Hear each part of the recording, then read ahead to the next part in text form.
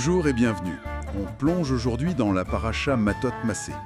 Avec un passage assez dur, Moïse s'adresse aux tribus de Réhouven et Gad et il ne prend pas de gants. Ah oui, c'est une réprimande très très forte. Il leur dit « Et maintenant vous marchez sur les traces de vos pères, engeance de pécheurs », pour ajouter encore à la colère de Dieu contre Israël. C'est violent comme accusation. Tout à fait. Une charge d'une rare intensité. Donc on va essayer de décortiquer ça ensemble, comprendre ce reproche et surtout voir ce que ça nous dit à travers les commentaires sur la solidarité, les priorités, comment on construit l'avenir finalement. Exactement. Et pour bien saisir, il faut, je crois, commencer par le mot hébreu tarbout. Aujourd'hui, on entend culture, mais là, c'est pas ça. Ah non. Non. La racine, c'est l'idée de multiplier, d'augmenter. Donc, Moïse parle d'une multiplication de pécheurs. L'idée, c'est que leurs fautes s'ajoutent à celles de la génération d'avant. Une accumulation. C'est ça. La traduction engeance de Zadok Khan, elle est un peu rude, mais elle essaye de rendre cette idée de prolifération d'une mauvaise graine qui continue de pousser, si on veut. D'accord. Alors, concrètement, c'était quoi la faute? Qu'est-ce qu'ils ont fait, ou plutôt qu'est-ce qu'ils voulaient faire? Le nœud du problème, c'est leur requête. Ils voient les terres à l'est du Jourdain, déjà conquises, riches pour leurs troupeaux, Oui, et ils disent « on voudrait s'installer ici », plutôt que de traverser le Jourdain avec les autres tribus pour conquérir la terre promise. et là, forcément, ça fait tilt. On pense aux explorateurs. Exactement. Moïse le dit d'ailleurs, ça rappelle ce traumatisme, cette faute qui a coûté 40 ans dans le désert. On a l'impression d'un éternel recommencement. Et la réaction de Moïse, elle est centrée sur quoi, principalement? Sur la solidarité. Immédiatement, il leur lance quoi? Vos frères iraient au combat et vous resteriez ici? C'est un rappel à l'ordre fondamental. On n'abandonne pas ses frères. C'est ça. Surtout pas en temps de guerre, dans l'épreuve. Ce principe d'unité, de destin commun face au danger, c'est quelque chose qui traverse le temps. On voit d'ailleurs, et les sources le rappellent, cet élan qui existe toujours. Des gens qui viennent de loin pour aider, pour défendre quand il y a un besoin vital. L'idée qu'on est lié. Mais il n'y a pas que ça.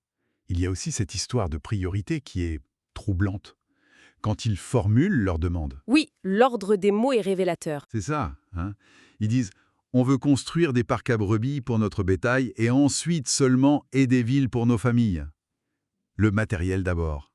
Le bétail avant les enfants, c'est ça qui choque. Qu'est-ce que les commentateurs en disent de ça? Alors, Rachi suggère que c'est peut-être une façon un peu calculée de protéger leurs biens pour ensuite peut-être se trouver une excuse pour ne pas aller combattre, une manière de sécuriser l'acquis. Et ça souligne ce conflit, l'intérêt personnel, matériel, immédiat, contre l'engagement collectif, la mission historique. Cette tension, oui. C'est vraiment ça. La sécurité à court terme versus la responsabilité envers le groupe. Et Moïse, sa réponse, elle est géniale parce qu'il inverse tout. Prend leurs mots, mais dans le bon ordre. Il dit « Construisez pour vous des villes pour vos enfants, d'abord, et des parcs pour vos brebis, ensuite. » L'humain en premier, la communauté, les enfants, l'avenir.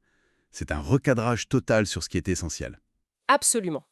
Et cette vision, cette priorité donnée à l'humain, à l'éducation, au collectif, elle a eu des conséquences très concrètes plus tard. Pensez à l'histoire plus récente. Le Technion fondé en 1924, l'Université hébraïque en 1925. Bien avant l'État d'Israël. Bien avant.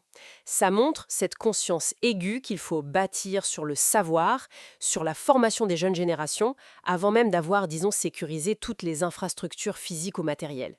C'est un investissement sur le long terme. D'ailleurs, l'histoire n'a pas été tendre avec Réhouven et Gad, si on regarde ce qui s'est passé ensuite. Effectivement, les textes nous rappellent qu'elles ont été parmi les premières tribus à partir en exil.